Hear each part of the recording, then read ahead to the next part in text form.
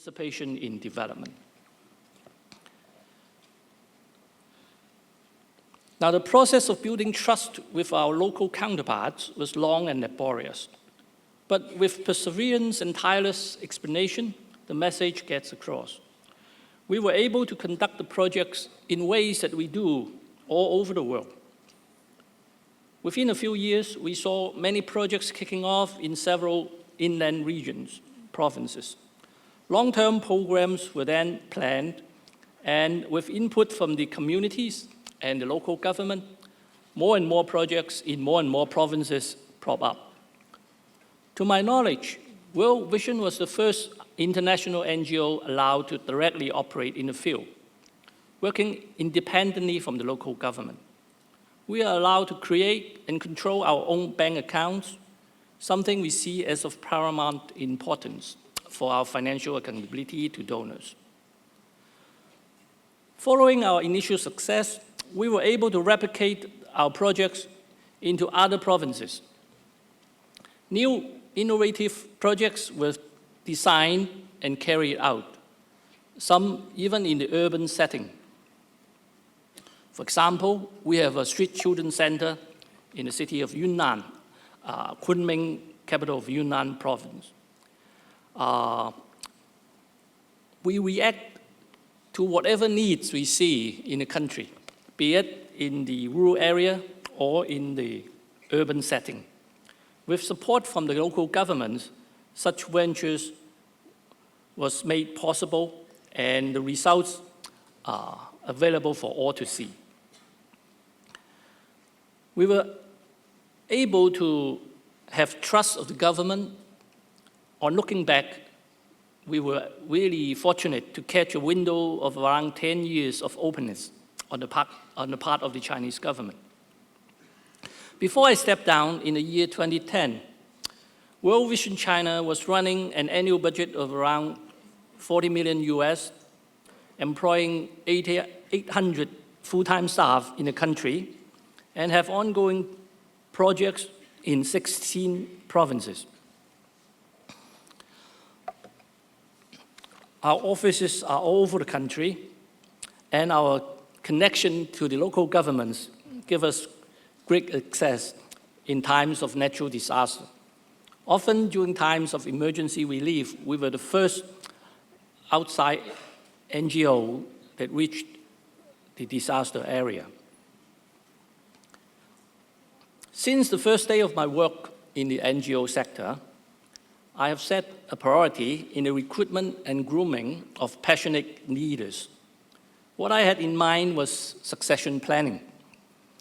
As development work was not a common career option, and most universities in the region offer no such training, potential leaders have to be trained from the scratch, both in terms of technical know-how in development work, as well as in organization, financial management, government relations, and media relations. We had several leaders whom I consider more than capable to carry on the work by the time of 29. These leaders were given the opportunity to take up more responsibility as I was seconded to the Asia-Pacific region of WVI for 1 year. During that year, I put my hands off our work in China and supervised the work in 7 East Asian countries. After that spell, in 2010, I decided that time was ripe for me to pass the baton to a younger generation, and I formally retired from the position of full-time national director of our work in China. I returned to the medical profession, but maintained a keen interest in development work, especially those in China. As a volunteer, I support and play an advisory role in World Vision's China ministry. I remain hopeful that in the not too distant future, Chinese government will appreciate more the role of civil society and will further the cooperation with international NGOs. In spite of her newfound wealth, China still has much needs, especially in the inland region. These needs are best served not by government handout or top-down economic policies, but through the effort of ordinary citizens who have the passion to help others to help themselves. Finally, for our young friends in the audience who have the passion to consider humanitarian work as a future career, if you see a good cause that catches your imagination, if you see people with needs unmet, if you see hope for a better future, do not let borders deter you. I leave you with a quotation from one of my favorite Chinese authors, Mr. Lu Xun. And excuse me for the translation, which is my own. A famous saying he said in one of his essays was that, "For in the beginning, there was no road. But when more and more people walk upon the rough terrain, a road takes shape." With that, I finish my sharing with you, and I thank you for your patience.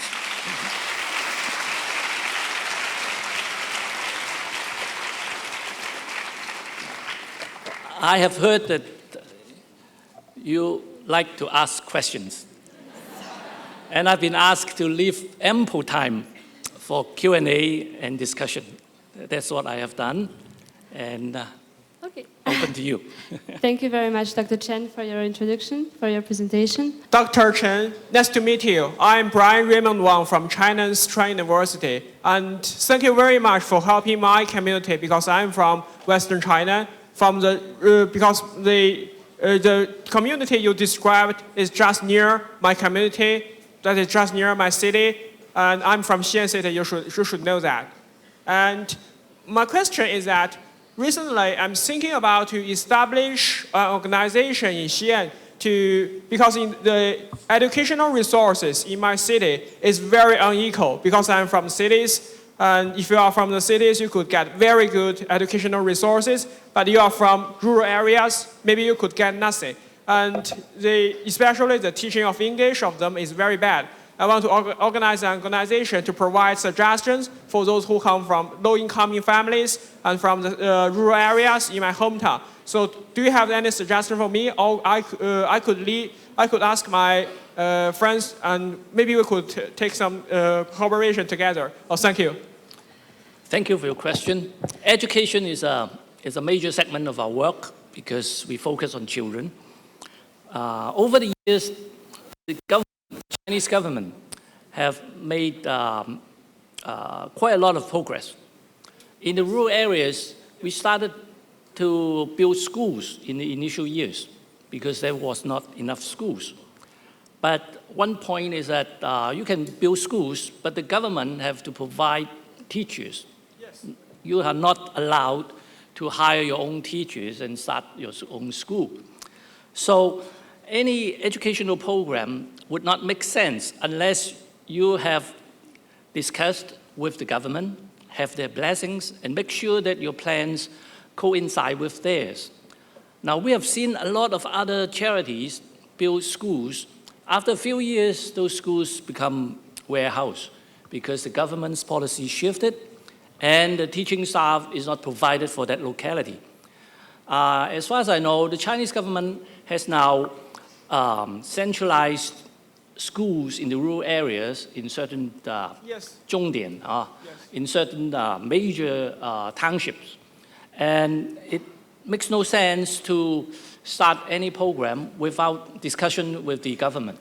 So my suggestion is go ahead, form a little organization, try to talk to the local government and understand from them from their perspective, what areas they say you can help. Yes. And then you can communicate with other people with the passion and raise the financial resources and you can go ahead. Thank you very much. You're welcome. Thank you. Next question. Okay.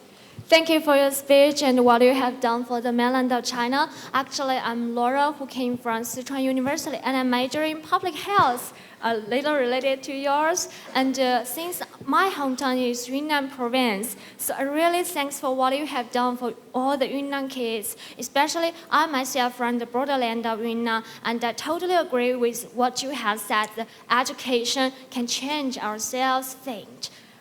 So my question is, if I want to be a volunteer for your association, what could I do? Who should I connect with? Thank you. We have offices in most major cities like Xi'an, Yunnan, and we have websites. Go to the web,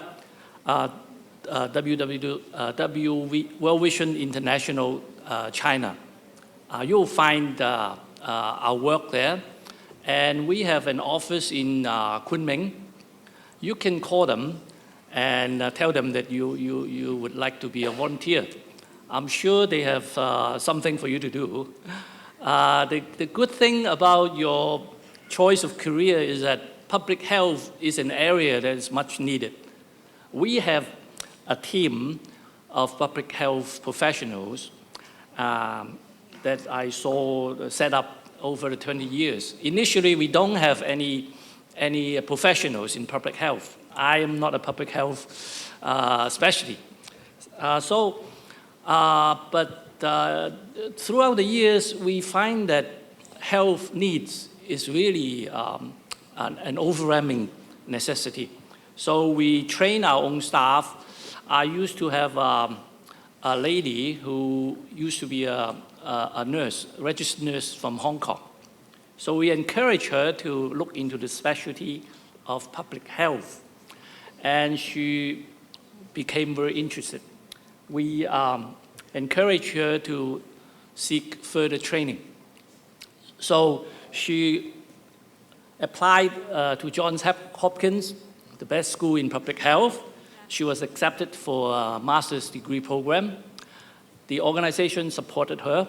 Well, we don't have that much money, but we supported her by being the reference for her to seek scholarship, and she got it.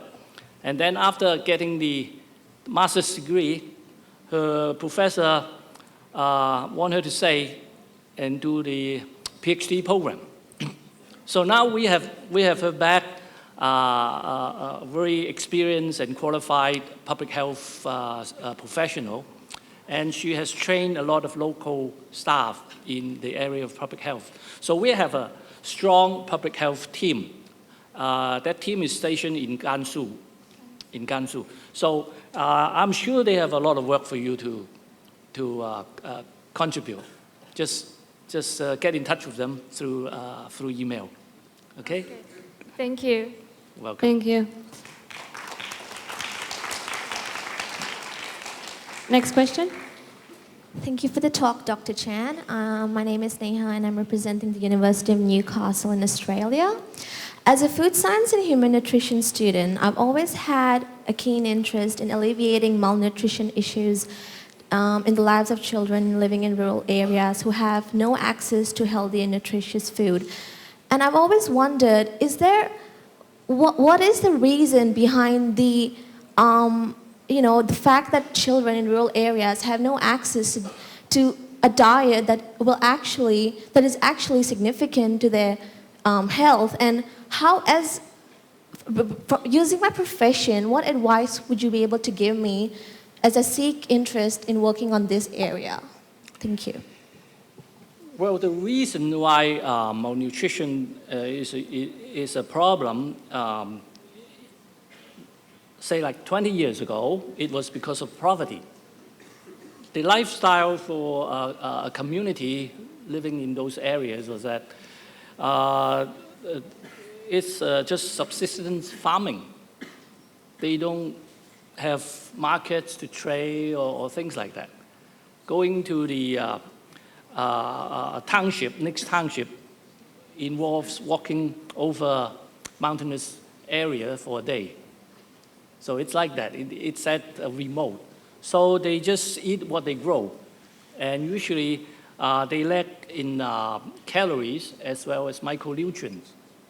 Now, of course, with economic development, such situations, I believe, are gone now. But the problem usually is because of the lack of, say, green vegetables in the inland area where there's a lack of rainfall. And children sometimes are neglected because of the fact that the one-child policy does not apply in those areas, and they have large families. And sometimes the girl child is neglected to some extent. Of course, health monitoring was lacking in many of those areas. So one of our major emphasis in programming is that we get all the kids in the school, and then we have checkups for them twice a year. Every child in the community should be there and should not be missed out. So those are the things that we help working with the local governments. Now, the local governments, they have resource, but they don't have the manpower to visit all these households that are dispersed among the mountain ranges. So NGOs, in a way, can chip in, and then we gather the children and we do the distribution, while the government can provide some, say, the vaccines, some of the micronutrients. And so we see progress. We see progress. But mainly, to answer your question, is climate and the geography. Thank you. Thank you. We'll take a question from the balcony.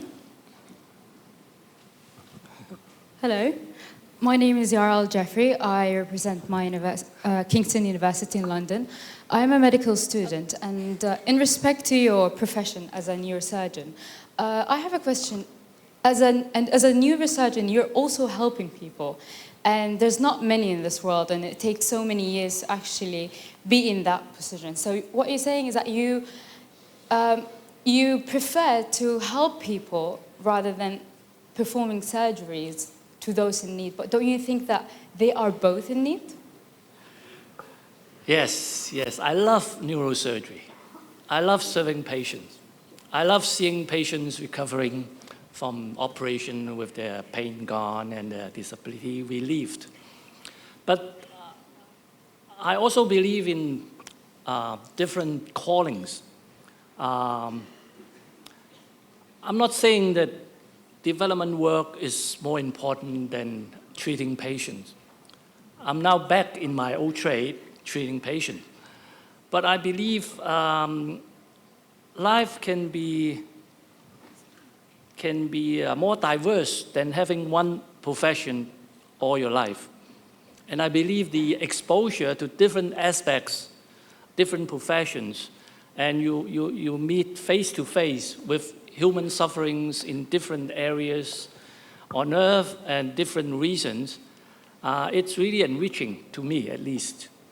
So I have no regret for the 20 years or 15 years that I spent as a development worker. But I also congratulate my colleagues, neurosurgeons, who continue their service to the community through day in and day out, working hard in the theater and in the wards. Both are, I would say, God-given duties, and both are good. But each of us at different time in our life would make different choices. And I think the important thing is, if you feel that burden, if you feel the call, you should really consider it and to venture out. And I believe the results would be gratifying. Thank you. Thank you. Next question. Good afternoon, Mr. Chen. I'm a delegate from mainland China, and we thank you for what you have done for mainland China. So my question is, recently there's a phenomenon that many volunteers, although they are willing to help, the lack of experiences, the lack of resources, they are not well trained. Instead of giving help, they become a hindrance rather than a helper. So I wonder how to protect this occasion from happening. Thank you. Yes, thank you for the question. It's really observant. We, as an organization, we have a lot of volunteers. We have a volunteer team in, say, Peking University and a lot of other universities. But what you said is true. Volunteers, they can't really contribute to the ministry. But we do what we do because we see it as an opportunity for future development of humanitarian work. We spend time, we spend some resources and organize voluntary work. The main goal is for them to experience how they can contribute. I believe it's just the same goal why this symposium is organized, to sow the seed in the hearts of young people, and maybe in the future, 1 out of 10 would return and really contribute to humanity. That would be more than enough. So don't worry if you don't have any special skills or experience. It's for you to experience. Just go there with passion, with a humble heart, and be open to learn.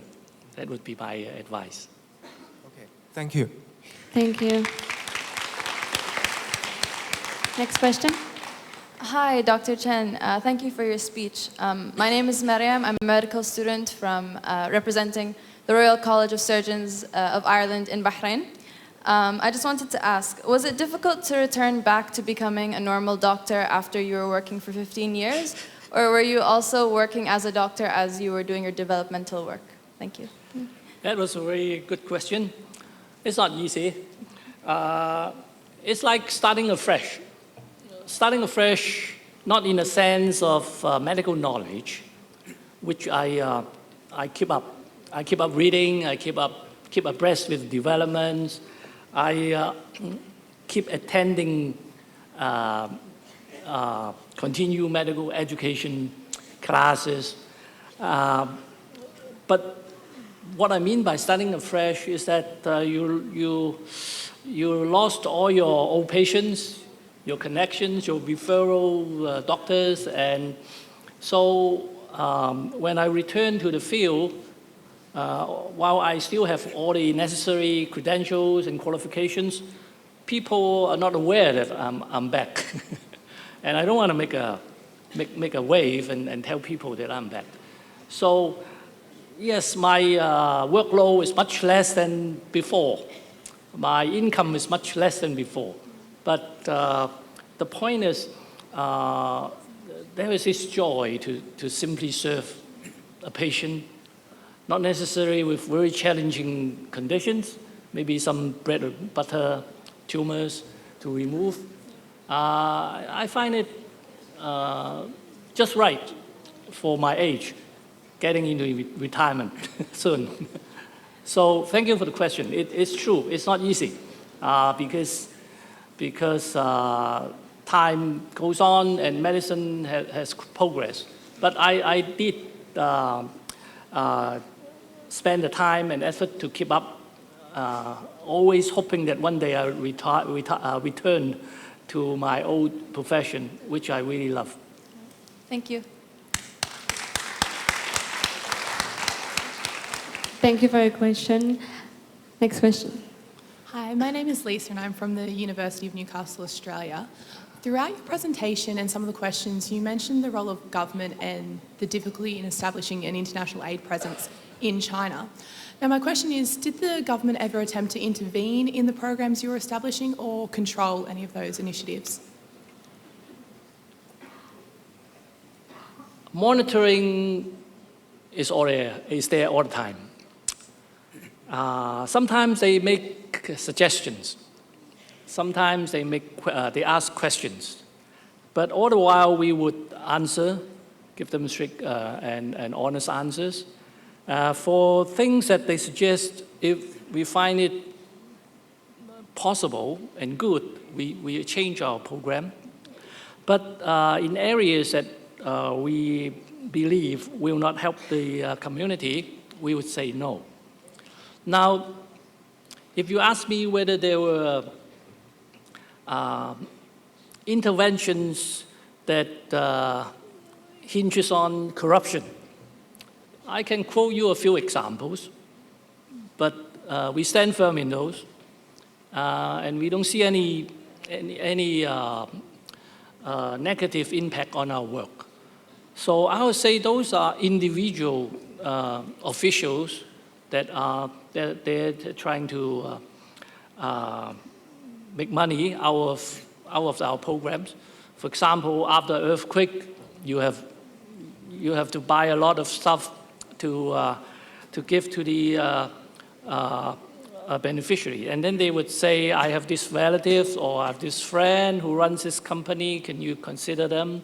I said, of course, just follow our proper process, send in your quotation, and we will look at them together with all the rest.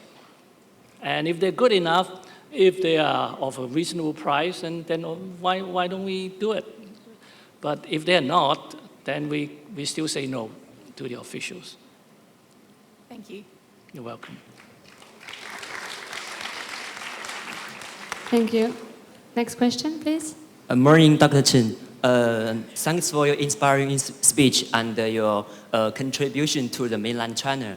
I come from the Beijing, China, and study in Peking University. My name is Wang Hualei. I have been puzzled by a phenomenon in China for a long time. Since for a few years, from my living experience and volunteer experience in the rural areas in China, I have found that many children, they quit the school earlier. Mostly they quit not because they do not have the money to enter the school, but because that they do not know the meaning of education. Sorry, can you go straight to the question, please? Okay. So some of my younger brothers or sisters, they quit also. I cannot find a very convincing reason to convince them to study. So I want to hear some suggestions from you. Thank you. Yes, that is a problem. Now, in the past, children are not in school because there were not enough schools, they run out of money. Even though in China you're not supposed to pay tuition, you're supposed to pay a lot of other stuff like the books and everything. I think as the economy improves, that is getting less. But we always not look only at the recruitment rate. We also check into how many of them drop out each year. And what you're saying is true. The main reason in the past was that their manual labor is needed in the family. They may have to take care of their younger brothers. Nowadays, more and more cannot find the meaning to continue education. Yes. They believe that even after you finish high school, so what? I mean, you're still a manual laborer. Yes. Now that is a question more than an NGO can answer. The government itself have to really look into the employment issue, and I honestly don't have answer to that. Apart from the fact that still, if you have the education, even though you start up with a very low job, you have a higher chance of advancement. Even say if you work in the factory, the fact that you know English, say, would make you much better, much more competitive option for promotions. So education used to be looked upon highly in Chinese culture. Yes. But nowadays, yes, we understand in many places it's no longer the case. It's really a very practical way of looking at things. But I have no answer to that, but that is a worrying trend, I agree, and I thank you for pointing out such a thoughtful observation. Okay, thank you very much. Thank you. We'll take one question from the balcony, please. Hello, Mr. Chan. I'm Angela Lee from China and represent the University of Newcastle in Australia. I have a question. China, it's very conventional for a university or colleges to select students, privileged students, to go to the middle part or western part of China to do education support. Myself, in my second year of undergrad, I went there, and some of us went there for a month, some of us just went there for 2 weeks or 3 weeks. And then afterwards, most of the team just left completely. And then the children, according to what I know, most of the children feel abandoned, and some even feel aggressive towards what they want in the future, because we brought their advanced, mobiles, pads, fancy stuff, but then all of a sudden we left. So based on your understanding and experience of in western part of China, middle part of China, do you think there is a way to rectify this, to direct this away from this situation? Thank you. Thank you for that keen observation. It's very true. And it illustrates the point that why government-run programs sometimes achieve just the opposite of what they're supposed to do. Now, I think the main issue is that those students, they were sent there not because of their own accord, but because it's a mandated program. It's a requirement. And they don't have the passion, they don't know what they're going there for, but they have to go. So they just take it as a vacation or whatever, and they have no respect or regard for what the local students think. My suggestion would be that the universities should not do that anymore. They can run programs like that, but it has to be on a voluntary basis. Only those who have the heart and have the passion to serve should join. So that would be my advice to the universities, if that is the case. Thank you. Thank you.